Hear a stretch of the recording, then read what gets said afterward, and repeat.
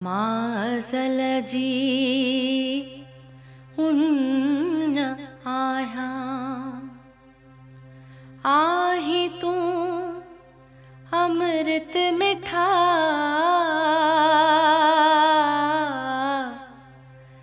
केवर हा गुजरी विया वसंदा नमू बादल डिठा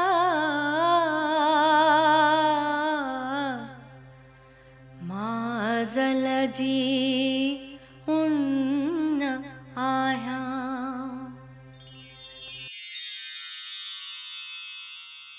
शाइरनि में प्रभु छुगाणी वफ़ा जो नालो पहिरीं कतार में अचे थो।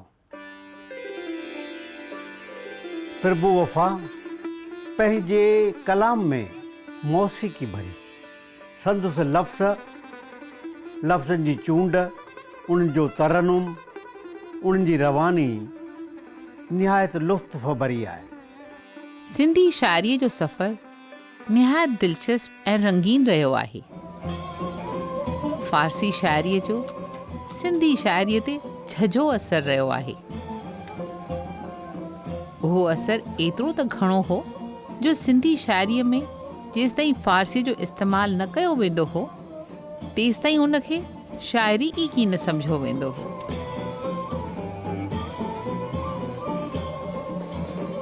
कवि किशनचंद बेवस सिंधी शहर में नओं दौर आंदो ऐं सिंधी शाइरीअ खे ज़िंदगीअ जे वधीक वेझो आंदो। बेवस जे वीचारधारा जा एवज़ी शाइर हुआ हूंदराज दुखायल, हरी दिलगीर ऐं प्रभु वफ़ा। प्रभु वफ़ा जो जनम लाड़काणे ज़िले जे पंजू देरो ॻोठ में 19 सेप्टेम्बर 1915 ते थियो। वफ़ा साहिब ज़िंदगी जूं 97 बहारूं ॾिठियूं आहिनि। हीउ संदसि 97 जनमदिन आहे जो हू पंहिंजनि सां मल्हाए रहियो आहे।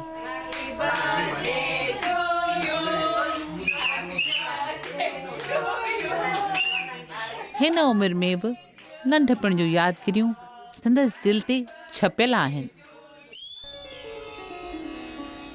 हिकिड़े दफ़े मुंहिंजी माउ ताज़ो ॼम कयो हो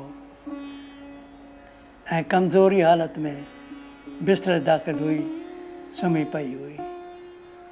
मूंखे अञा ताईं यादि आहे हुनजो चहिरो वणंदड़ हो, ॾाढो सुहिणी हुई ऐं असांखे ॾाढो प्यारु कंदी हुई। हुनखे मां बीमार जॾहिं ॾिठो तॾहिं संदसि बिस्तर जे इर्द गिर्द मां पियो चकर ॾियां त मूंखे झले ऐं गिराटड़ी पाए मूंखे चयईं विहाणे हेठां हिकिड़ी पावली खणी ऐं मुंहिंजे हथ जे तरीअ ते रखियईं ऐं चयईं त जेका तोखे शइ वणे सा तूं वञी खा। ऐं मां पावली वठी नचंदो टपंदो घर खां ॿाहिरि निकिरी, भरिसां दुकानु हो, मनु बीखो बभार हूंदा हुआ, उहो माओ ठाहींदा हुआ ॾाढो सुठो, छुआ छुआ, त उहो मूंखे ॾाढो वणंदो हो। मां उहा पावली खणी वञी बीखे खे ॾिनी, चयोमांसि बीखा मूंखे पावलीअ जो छुआ छुआ वारो माओ ॾे। त हुन मूंखे माओ जो दोनो ठाहे ऐं ॾिनो ऐं पोइ मां डुकंदो अची माउ जे अॻियां उहो छुआ छुआ माओ खाधो। हाणे इहा मूंखे यादगिरी एॾी त आहे पकी जो अञा ताईं कान विसरी आहे। वफ़ा पहिरियों शेर 13 सालनि जी उमिरि में लिखियो। बेवस जे नक्श क़दमनि ते हली हिन पंहिंजे शाइरीअ में सादगी भरी, जंहिंमें ज़िंदगीअ जो अक्स पेश कयो। हीउ मुंहिंजो वॾो भाउ आहे। उमिरि जे हिसाब सां मुंहिंजे पीउ जहिड़ो आहे। हिन जो राग हुयो कारी कारी राति अंधारी, उहो मूंखे पसंदि हो। त उहो दैट सॉन्ग मां राति जो पंहिंजे ॿिनि पुटनि जे जॾहिं सुम्हंदा हुआ त ॻाईंदो हुउसि। त इट वॉज लाइक अ ललाबाय, लोली लोरी लोली। हाणे मुंहिंजो वॾो पुटु हुनखे ॿ ॿार ट्विन्स, हिकिड़ो पुटु हिकु धीउ, हाणे हू बि ॻाईंदो आहे। ऐं ॿियो जेको राग, मां भाइड़े जी नंढी में नंढी भेण आहियां, ऐं ॿियो जेको राग आहे भाइड़े जो, कष्ट कशाला रे कटबा वेंदा हिकु हिकु थी पर हिकु हिकु थी। हा, इन्हीअ जो। उहो ॼण सभिनी जे लाइ उमंग आहे, भई तव्हां सभिनी जा कष्ट कशाला दूरि थी वेंदा। त इहो शीला कशाला रे कटबा वेंदा, दर्द खुशन मेरे मटबा वेंदा, हिकु हिकु थी हिकु हिकु थी पर हिकु हिकु थी हिकु हिकु थी। कंडन जैसे जाते पुष्प परियूं भी लेटल आहिन, ककरन जे आंचल में किरणा भी त समेटल आहिन। पो गम जा बादल हटबा वेंदा, दर्द खुशन मेरे मटबा वेंदा, हिकु हिकु थी हिकु हिकु थी पर हिकु हिकु थी हिकु हिकु थी। इन्हीअ खे धुन ॾिनी आहे मुंहिंजे भाउ रते चुगाणीअ, ऐं असांखे इहो फैमिली सॉन्ग करे पाण में ॻाईंदा आहियूं। जॾहिं असां रते भाड़े जो नालो वरितो आहे त मां थोरा ॿ अखर चवणु चाहींदसि। दादा गाना जेको बि लिखंदो हो, पोइ उहो रतो भाड़ो हुनखे ट्यून कंदो हो। किथे वेंदो हो, बाथरूम में वेहंदो हो, उते पंहिंजे दर ते दुकुड़ वॼाईंदो हो ऐं उनखे ट्यून करे ॿाहिरि ईंदो हो, चवंदो प्रभा हाणे हिन जो ॾिस हे सुर ठाहियो थी मैं। त चवंदा भला ॿुधाए कीअं, त उहो ॿुधाईंदो फाइल फाइल मफ़ौल मफ़ौल। मां चई छाजो इहो फाइल फाइल मफ़ौल वफ़ौल न, ए मफ़ौल मफ़ौल फाइल फाइल, हाणे ॻाए ॾिस कीअं थो लॻे पियो। पोइ जॾहिं मफ़ौल मफ़ौल फाइल फाइल करे जॾहिं फाइनल कंदा, पोइ असांजी कमला आंटी वेहंदी, सभु मिली करे ॻाईंदा हुआ, त पोइ उनजो जेको इफेक्ट ईंदो हो उनजो मज़ो ई कुझु हूंदो हो। पोइ असांखे बेसुरा सुरा सभु वेही ॻाईंदा हुआसीं। तुंहिंजो ही नूर आहे ज़ाहिर ज़हूर आहे, तुंहिंजो ही नूर आहे सूंह तुंहिंजी आ सुबहान सुणाया, सूंह तुंहिंजी आ सुबहान सुणाया। अखड़ियुनि में बान सुणा अबरू कमान सुणा, अखड़ियुनि में बान सुणा अबरू कमान सुणा, तुंहिंजो ही नूर आहे ज़ाहिर ज़हूर आहे, तुंहिंजो ही नूर आहे हुस्न तुंहिंजे कयो हैरान सुणाया, हुस्न तुंहिंजे आ सुबहान सुणाया। इहो कामल यार मला, इहो मां दिल्लीअ में लिखियो हो या पछाड़ीअ जे ॾींहंनि में मुंबईअ में।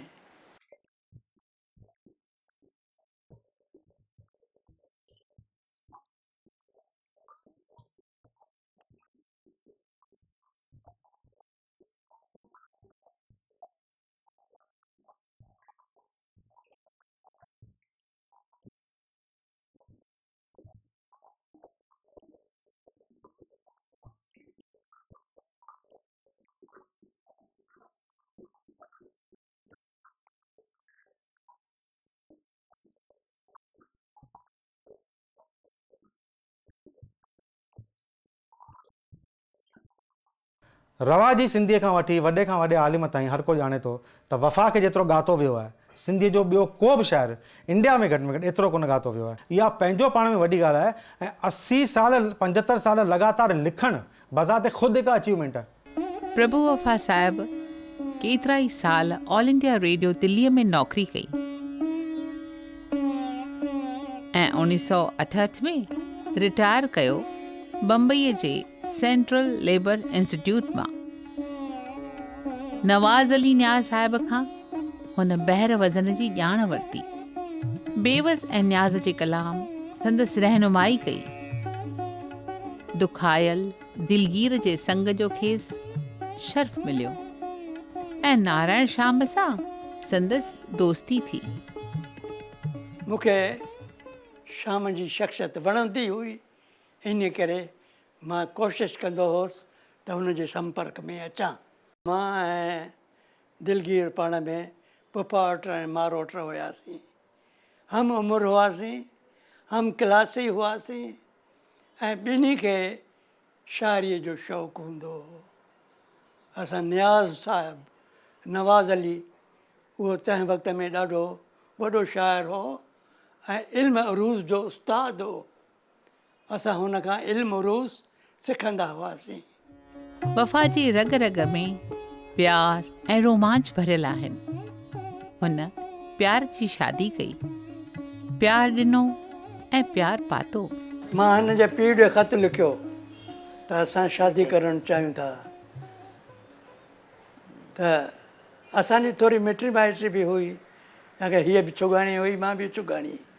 असांजा ॾाढा पर ॿिया ॿिया हुया, साॻा कोन हुआ, पर पाण में बिरादरी हुई। इन करे हुननि खे एतिराज़ु हो त असां शादी न कयूं। उहा राति मूंखे कॾहिं बि विसरणी न आहे। राति जो 12 खां बि पोइ मां हिन जे घर जे जेका ऑफ सेव बाज़ार हुई, असांजो बि ऑफ सेव बाज़ार घर हो, त उते मां हिन जे घर जे हेठां अचे बीठुसि ऐं 12 वॼी विया, 1 वॼी वियो। हीअ हेठि लहण वारी कोन्हे, ख़बर न आहे। पुलिस वारा पिया घुमनि असांजे नेठि। शायदि 2 बजे खनि हीअ हेठि लथी ऐं मां हिन खे हिन जो हथु पकिड़े ऐं उन घिटीअ में वियुसि। वञी असां टांगे में वेठासीं। टांगे जे हलण खां पोइ मुंहिंजो वॾो भाउ लाल, उहो बि अचे शामिलु थियो। टांगो हलियो। कमला बि हुई मुंहिंजी भेण। त उहो टांगो हलियो ऐं जिते म्यूनिसिपल जो ऑफिस हुई, उन रस्ते ते हिकिड़ी नंढड़ी घिटी हुई, जिते असां टांगे मां लही ऐं वञी उते पहुतासीं। उते पंडित शास्त्रीअ वेद अनुसार वेॾी असांजी पूरी कई। पोइ छा थियो, असां पंहिंजे घर वियासीं ऐं उते असांजो हिकिड़ो कमिरो, हिकिड़ी रूम सजायल हुई, जिते असां वञी वेठासीं। असांजो प्यारु उहो अञा बि बरक़रार आहे। मुहमूमल जो महबूबाणो लॻंदो आहे, मुहमूमल जो महबूबाणो लॻंदो आहे। हुन जे साम्हूं चंड पुराणो लॻंदो आहे, मुहमूमल जो। संदसि ॿोलीअ जी सादगी अहिड़ी आहे जा आम माण्हुनि ताईं पहुची पंहिंजो रंग ॾेखारे थी। संदसि गीत इन करे घणे में घणा ॻाईंदड़नि हिंदुस्तान में ॻाया आहिनि ऐं उन्हनि मां ॿुधंदड़नि लुत्फ़ वरितो आहे। पर बूबो फाइर दिलि भर दोस्त ऐं हिकिड़ो शानदार शाइर आहे सिंधी जाति जो।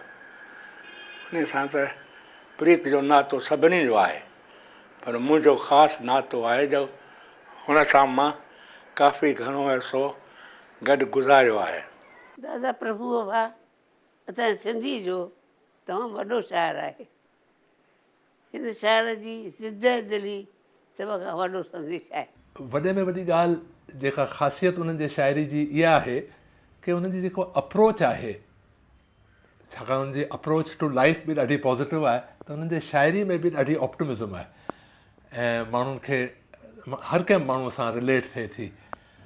ईअं त मूं वफ़ा साहिब जा घणाई गीत कंपोज़ कया आहिनि, पर हिकिड़ो गीत जेको मुंहिंजे उस्ताद जगजी जी ॻायो आहे फिल्म जे लाइ, ओ साथी मायूस न थी तूं ज़िंदह दिल थी जग में जी तूं। ओ साथी मायूस न थी तूं ज़िंदह दिल थी जग में जी तूं गम ही वेंदा गुज़री दुख सब वेंदा विसरी दुख सब वेंदा विसरी। इश्क कहिड़ो जंहिंमें ग़म शामिल न, बिना ग़म जे बिना दर्द जे कुझु लिखी बि न सघिबो। इहो जेको मां लिखियो आहे शेर, जेको हाणे तूं पेश कंदी आहे, उहो बि जॾहिं दर्द हुयो दिलि में तॾहिं मां छुलकी पियुसि। साख कहिड़ी जे नाहे रुनो, सा दिल कहिड़ी जा भाव बिना,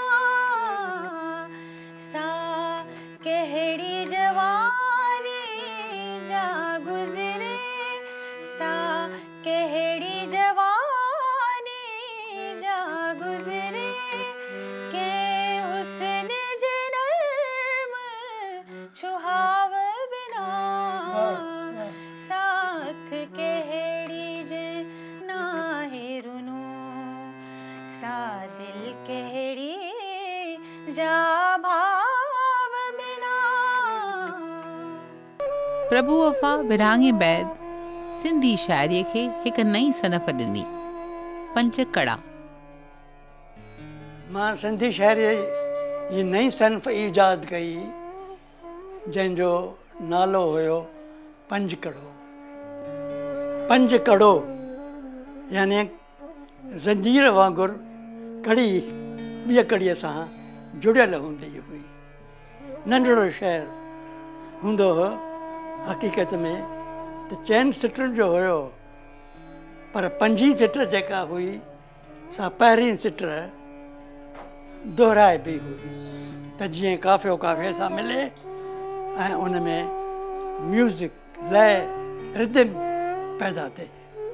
इहो ॿुधाईंदुसि त इन पंजकड़े खे वॾनि वॾनि शाइरनि सिंधियुनि में नारायण श्याम, हरि दिलगीर, इन्हनि तमामु घणा पंजकड़ा लिखिया हुआ। एतिरा लिखियूं जो सम्झिजे त हिननि इहा सनफ़ तस्लीम कई आहे।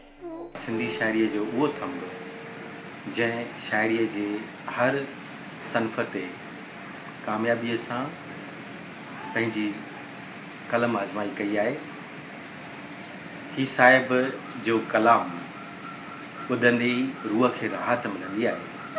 1947 में वफ़ा साहिब पंहिंजी जन्मभूमिअ खे अलविदा चई भारत में आयो। आज़ादीअ जी जंग ज़ोर शोर सां चालू हुई।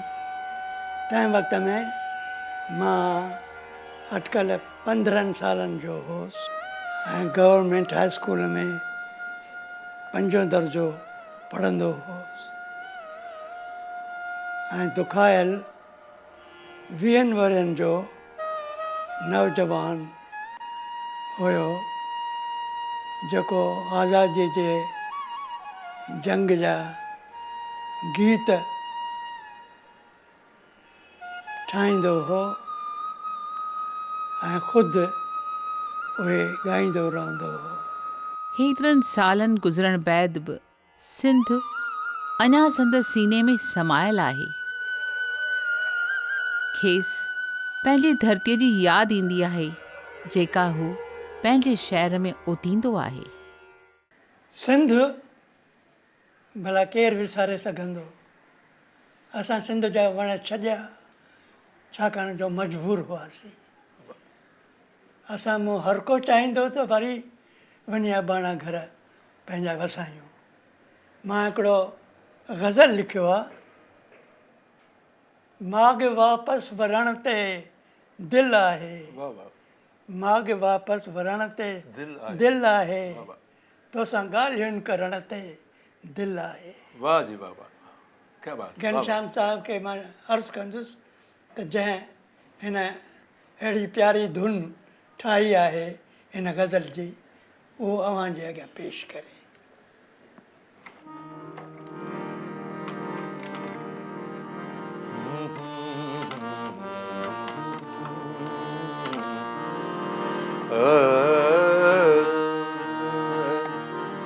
माग वापस वरण ते दिल आहे, माग वापस वरण ते दिल आहे,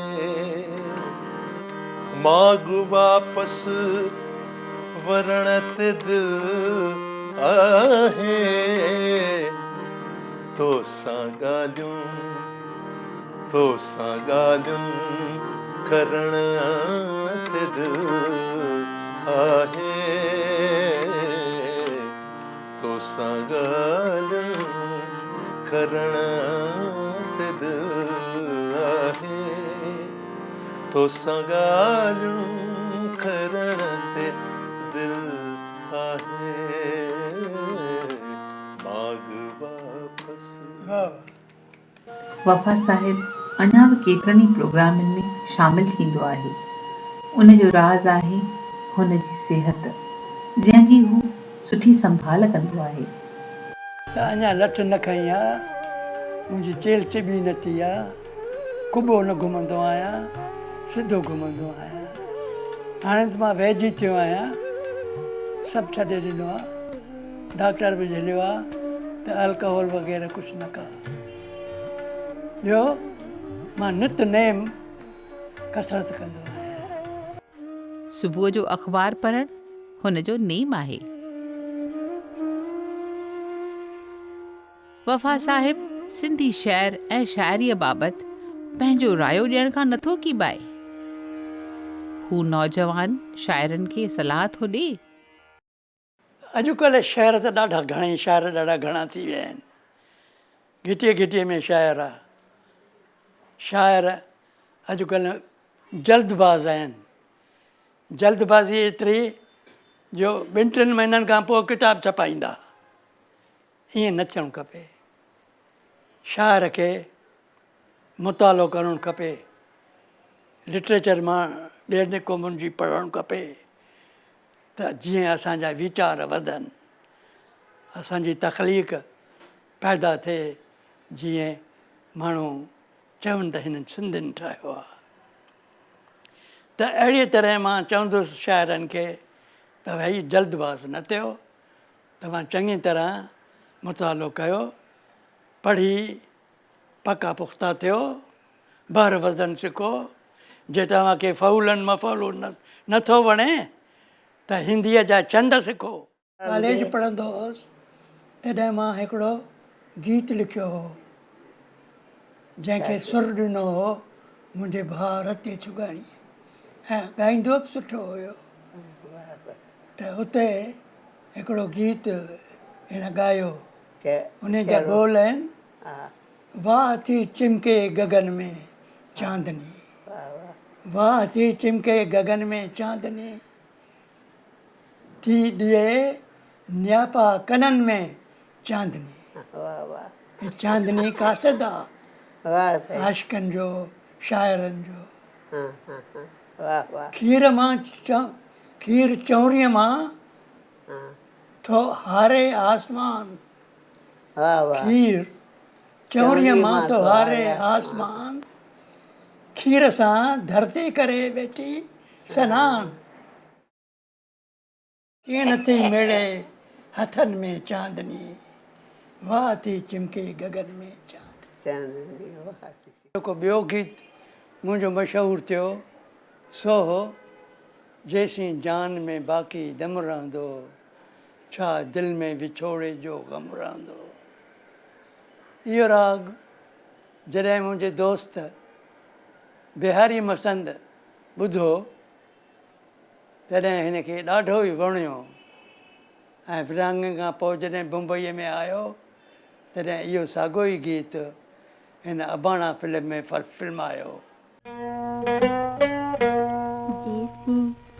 जान में बाकी दम रहंदो, जैसे जान में बाकी दम रहंदो, दिल में विछोरे जो गम रहंदो, रारा दिल में विछोरे जो गम रहंदो, जैसी जान में बाकी दम रहंदो, जैसी जान में बाकी दम रहंदो।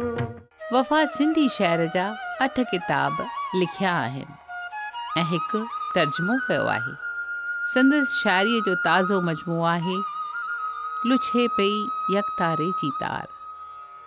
अखिल भारत सिंधी ॿोली साहित्य सभा पिणु हुनखे इनाम ॾिनो। प्रियदर्शनी अकादमी पिणु हुनजी क़दुरशनासी कई। संदसि समूरी देन खे उत्तम साहित्य अवॉर्ड ॾिनो वियो। सिंधी अकादमी तरफ़ां बि हुनखे इनाम ॾिनो वियो।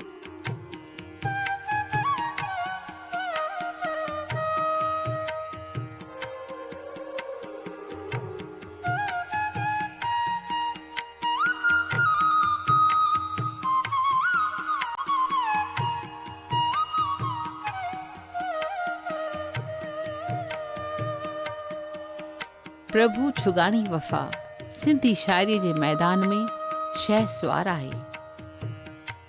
हुन सिंधी शाइरीअ खे सुर, लय ऐं संगीत जे वेझो आंदो आहे। हुन सिंधी शाइरीअ खे हिकु ज़ेबाइतो ज़ेवर बणायो आहे जंहिंजी चमक धमक झकी थियणी नाहे। वफ़ा जी ज़िंदगी, प्यार, मोहब्बत, संगीत ऐं शाइरीअ जो सुहावणो सफ़र अफ़सोस पूरो थी वियो। पखियड़ो करे वेंदो परवाज़ ही, उॾी अर्श ते वेंदो शहबाज़ ही। याद त तुंहिंजी ईंदी रहंदी, याद त सभ जी ईंदी रहंदी, खुशबू फैलाईंदी रहंदी।